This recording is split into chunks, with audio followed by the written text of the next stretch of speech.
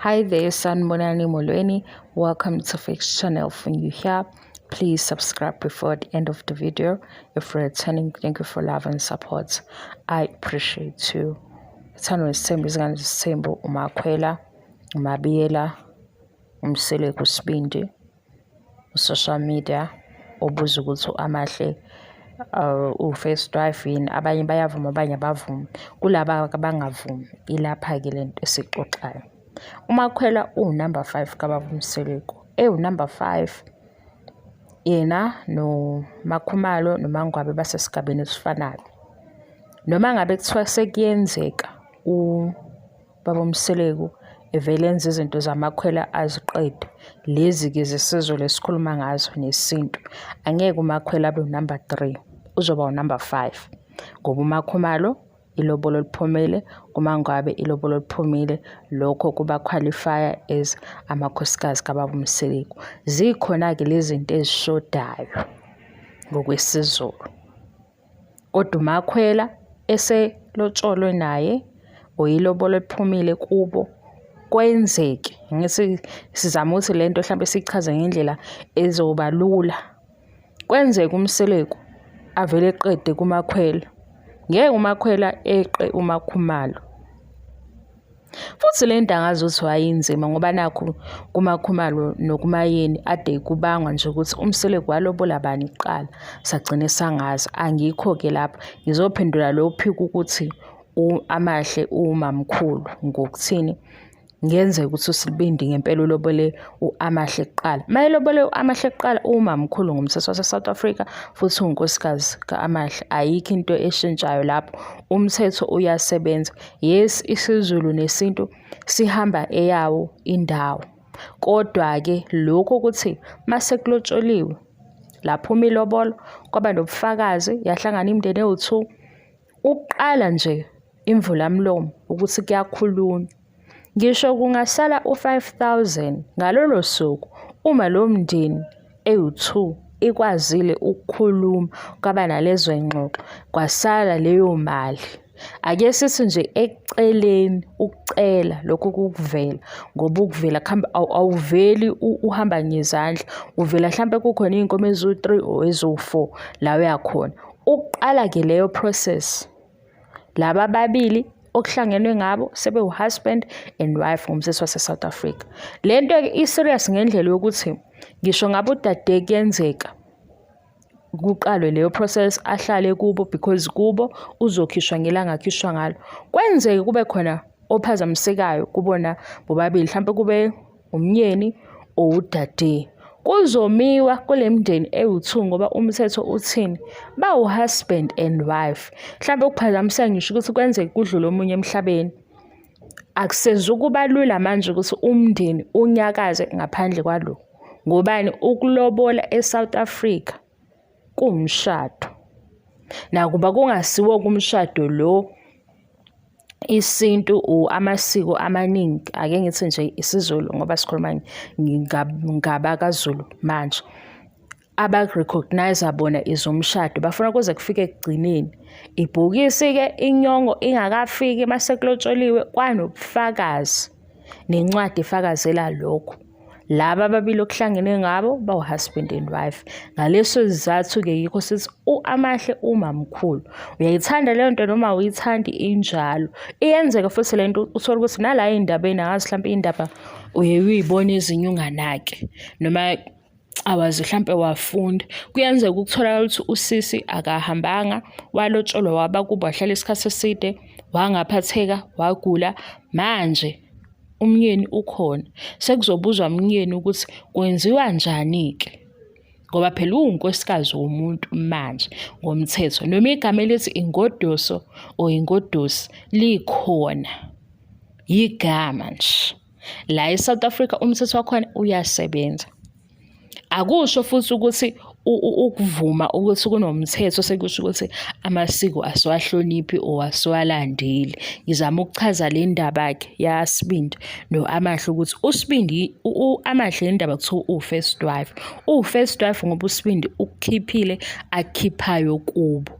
lokokuqala nokufinalize kwemindeni ewu2 ukuthi abaqhubeke kumenza yena u-first wife.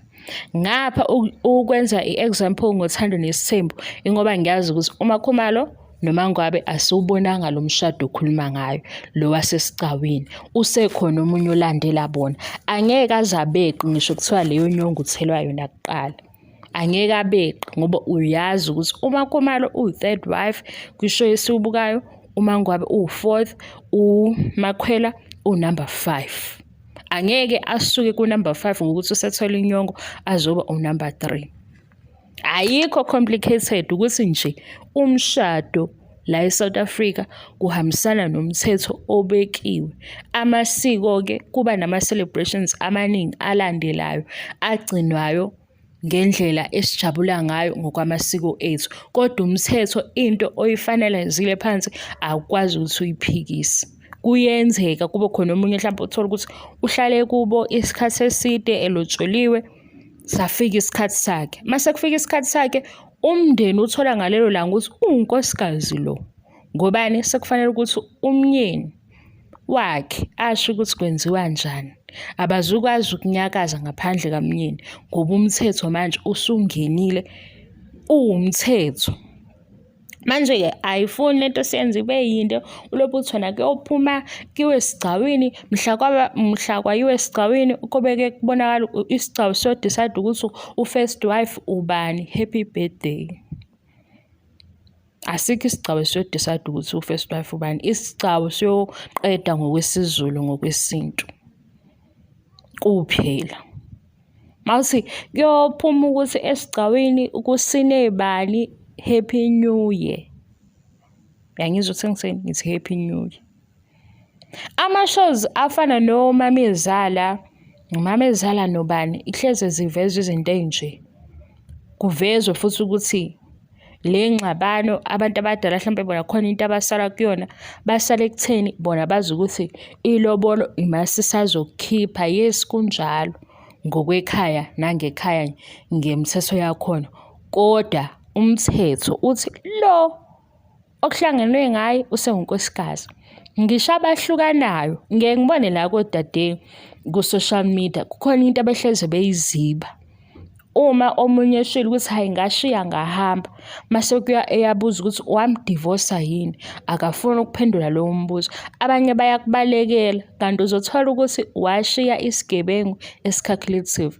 Isigebengu siyabuka lapha ukuthi uyaprogressa, wenza nje imali ziyavuthwa, avele athi gqi umuntu athi unkosikazi wami lo ngoba ngamlobola, usefuna lo 50-50. And abantu abaningi bayayiziba leyo nto. Sengike nganaka odade engathi abayizwisisi kahle ukuthi mawuse liphumile ilobolo unkosikazi, and mawumshiya futhi indlela yeni ingasavumi ukuthi nihambisane, yenza sure ukuthi wenza izinto ngohlelo. Landela yonke imigudu yokuthi nihlukene, ngoba ukuthi umshiyile uzothi umshiyile, yes, ube nayo leyo freedom, kanti nayo uyakupopola lapha lesa sigebengu sifuna ukubona ukuthi wenze njani. Zivuthe imali zakho, abuye umuntu athi unkosikazi wami lo ngamlobola. Nangempela umthetho kwenzeka usayide naye lowo muntu, ngoba wona umthetho hayi uhamba ngento ekhona phansi. Awuhambi ngokuthi sihlonipha kangakanani isintu or isiZulu, ngoba umthetho unendawo yawo. And umthetho wakhela ukuthi usizwe abantu ngendlela ezahlukene. Kwesinye isikhathi uzoba unfair komunye, kodwa ubekiwe kwafinalize ngomthetho. Bengise siyixoxe-ke le yangiqondile ukukhuluma kakhulu. Siyixoxe ngoba ngiyabona ukuthi kulobu kwanda la kuthiwa mhla kwaphuma esigcawini kuyocaca ukuthi ubani umamkhulu lo olotsholiwe manje uyena mamkhulu. Isigcawu siyokwenzeka yobe sekuhlonishwa ukuthi isiko likaMpumelelo uMzulu ushada nobani, ukuthi uMpumelelo usina nobani, kuqala esigcawini uyogida nobani, inyongo inkomo eyohlatshwa kuqala kube njani kanjani, kugcina isiko lapho. Futhi kuzokwenzeka lokho mabefisa kube njalo, kodwa ngoba elobolile unalo osewunkosikazi, uyena-ke simbiza ngo-first wife uma kuwukuthi kuzoba nesithembu.